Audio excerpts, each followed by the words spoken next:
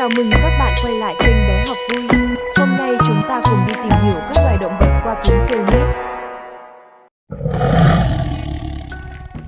Con báo, con cừu,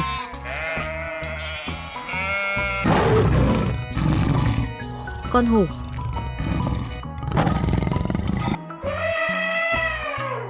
con voi,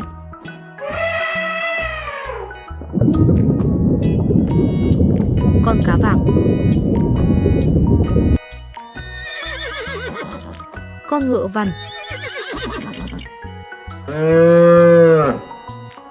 con trâu, con ngan,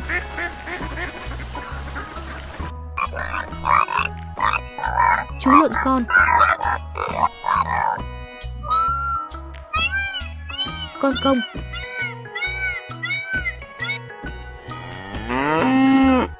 con bò,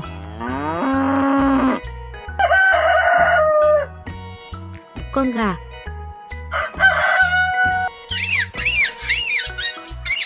con vẹt, con mèo,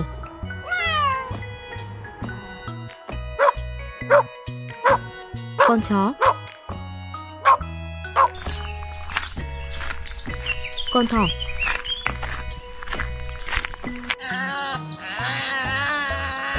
con giái cá,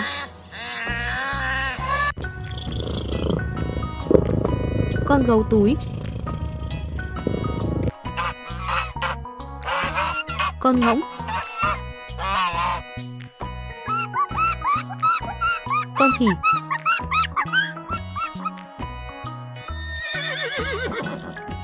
con ngựa,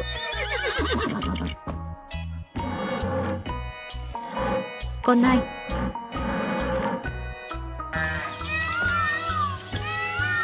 hươu cao cổ,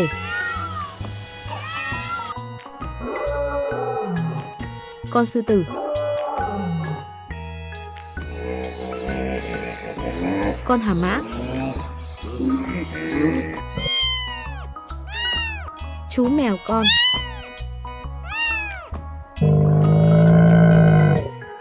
con lạc đà, con bò, con giái cá,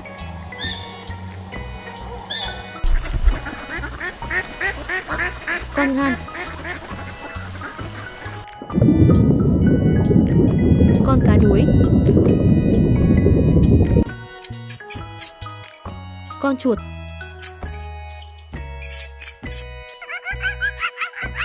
con khỉ,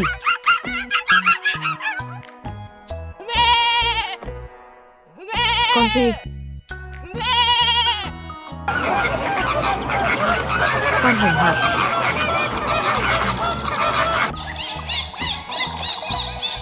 con cá heo, con sóc,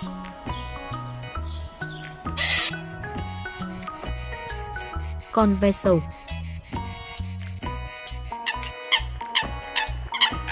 chim uyên ương,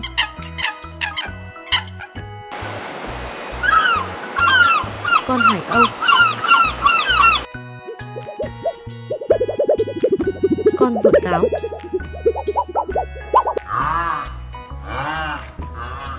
con tê giác, con lợn rừng, con hươu sao,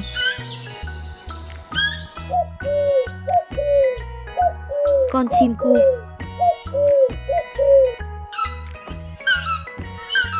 con thiên nga, con tuần lộc,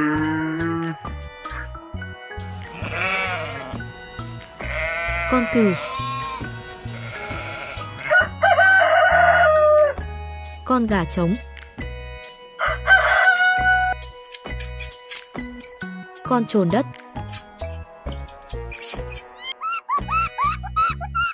con khỉ,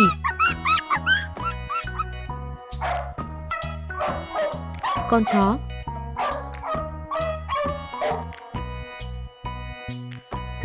Con gấu.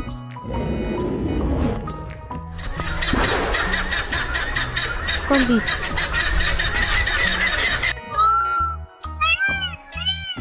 Con công. Con dê.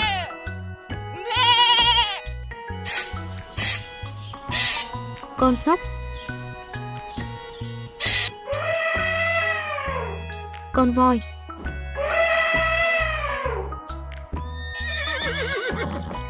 Con ngựa.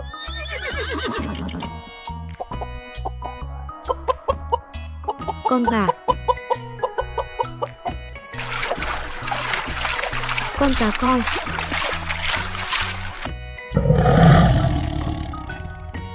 Con báo.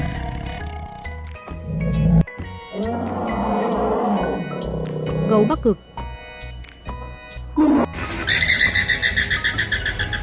Chim bồ nông.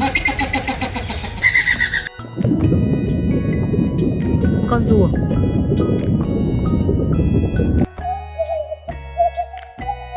Con cú mèo.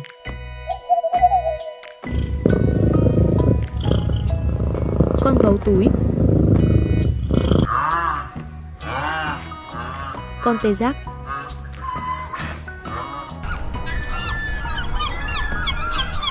Hải âu cổ rụt.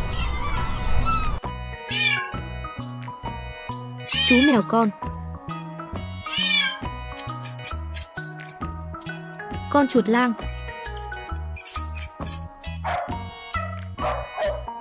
Con chó. Con nhím.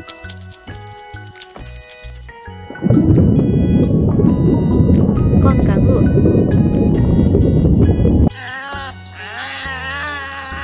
Con giái cá.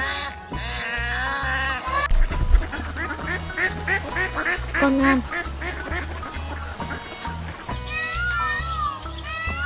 Hươu cào cổ.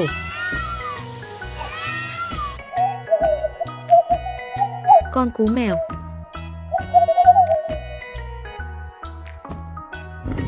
Con gấu nâu.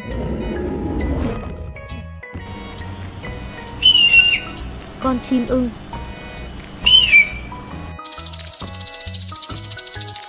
Con thằn lằn. Con ếch.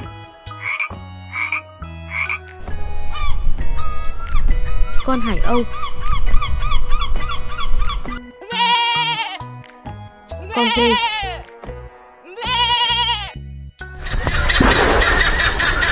Con vịt.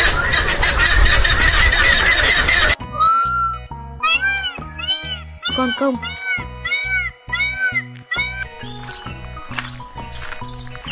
Con thỏ.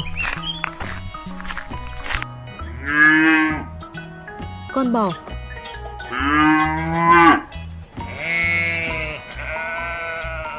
Con cừu.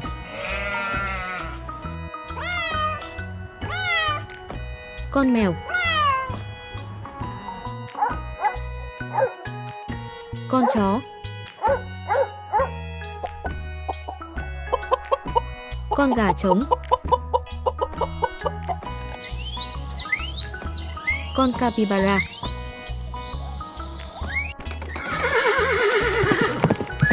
Con ngựa bạch. Con chim bồ câu. Con hải cẩu.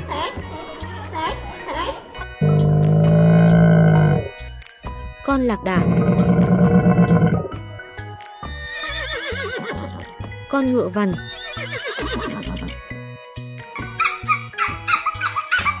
Con cò.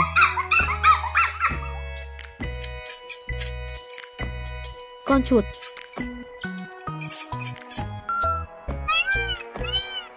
Con công.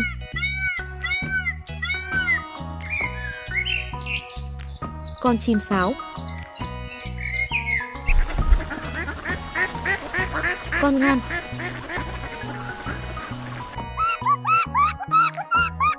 Con khỉ.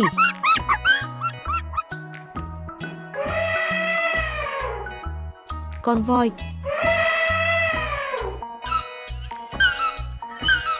Con thiên nga. Con rùa.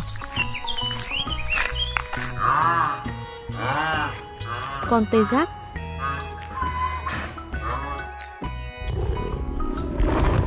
Con hổ.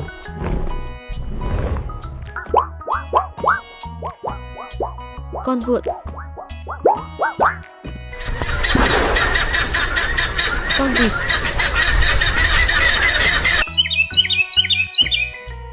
Con chim vàng Anh.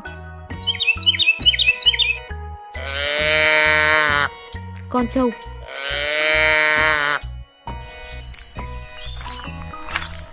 Con chuột túi. Con voi.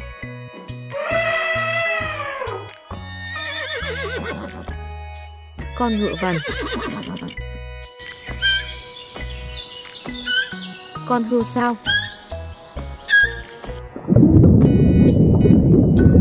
Con cá. Con sư tử.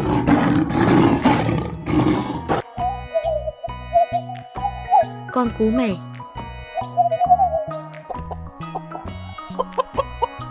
Con gà mái. Con bướm. Con mèo. Con chó.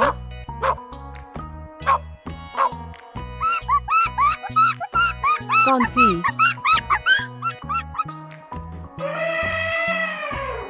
Con voi.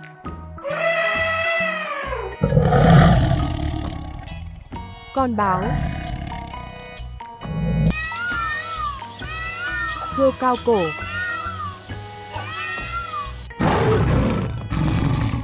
Con hổ.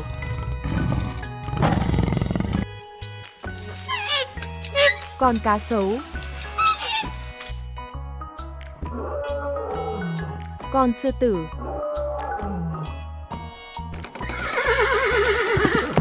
Con ngựa vằn.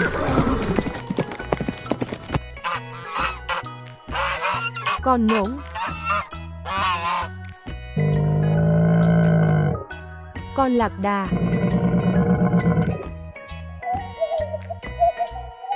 Con cú mèo. Con hà mã.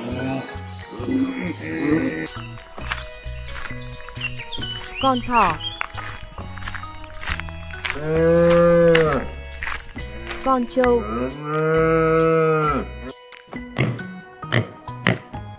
Con lợn. Con ngựa.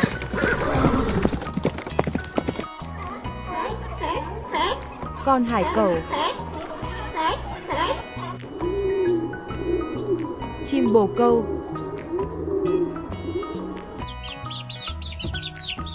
Chú gà con. Con công.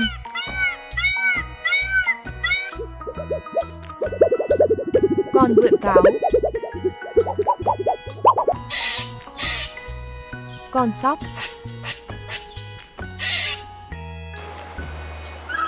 Hải âu cổ rụt. Con chó sói.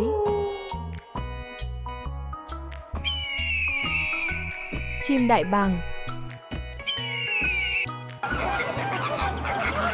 Con hồng hạc.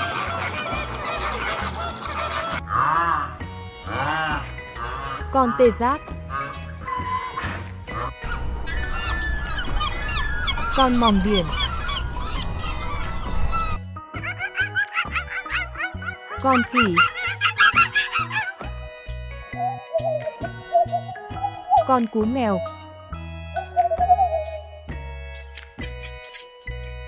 Con trồn đất.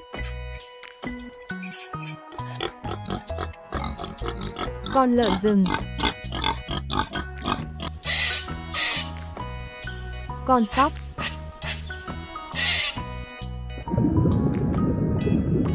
Con cá đuối. Con báo. Con rùa.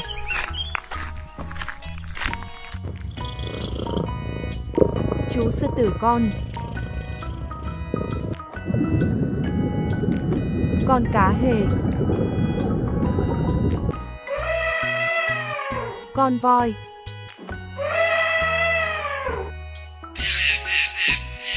Con ếch.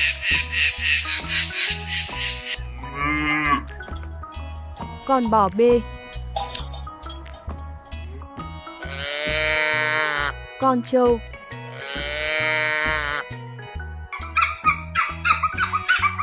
Con cò. Con chim cu.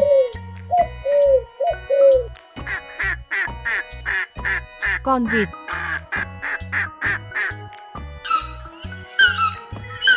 Con thiên nga.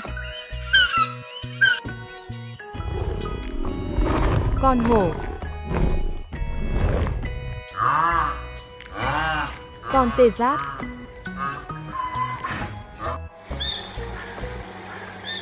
Con dái cá. Con trâu. Con công.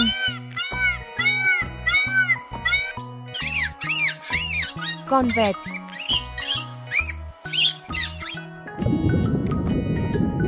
Con cá coi. Con thằn lằn. Con bướm.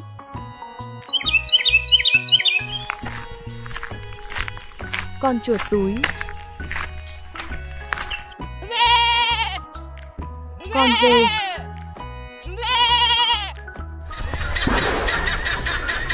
Con vịt.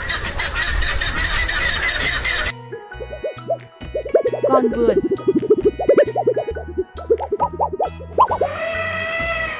Con voi.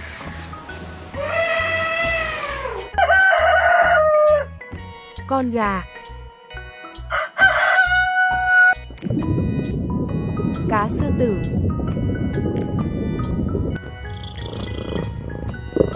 Con gấu mèo. Hươu cao cổ. Con khỉ.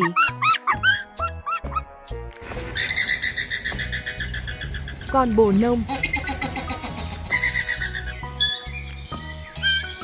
Con hươu sao. Con cáo.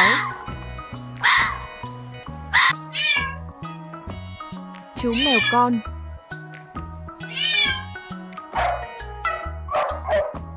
Con chó. Con ngỗng.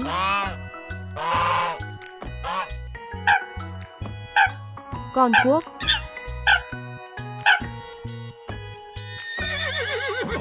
Con ngựa vằn. Con thỏ.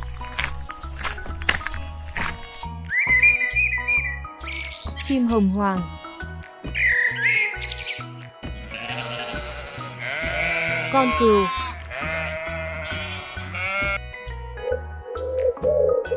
Chim bồ câu. Gấu Bắc Cực.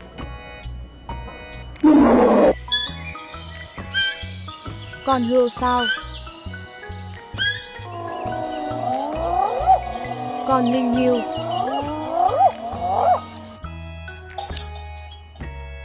Con bò.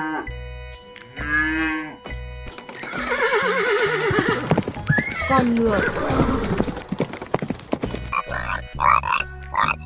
Chú lợn con.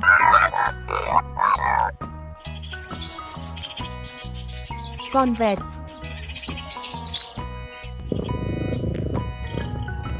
Gấu trúc đỏ. Con khỉ.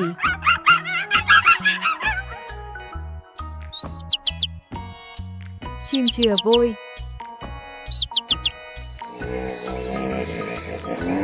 Con hà mã. Con thỏ.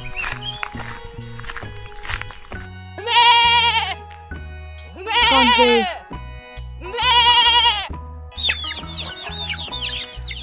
Con gà mái. Con lừa. Con mèo.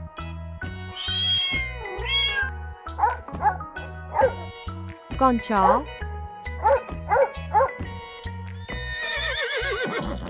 Con ngựa. Con sóc.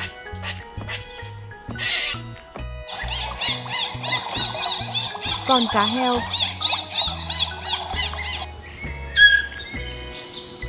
Con nai sừng.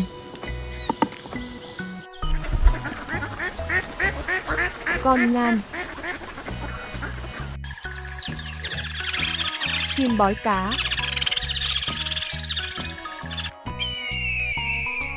Chim đại bàng.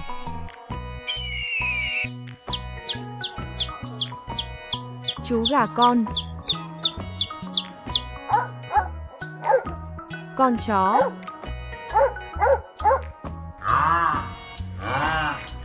Con tê giác. Con cò.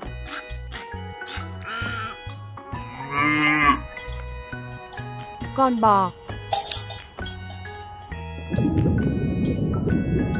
Con tôm.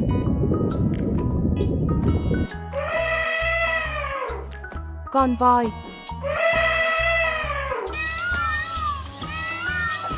Hươu cao cổ. Con chó sói. Chim uyên ương. Gấu Bắc Cực. Chú báo con. Con gấu.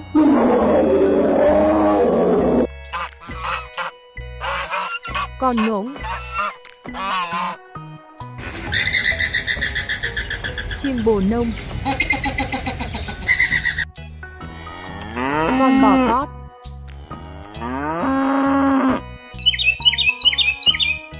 Con chuồn chuồn. Con tắc kè hoa. Con cá heo.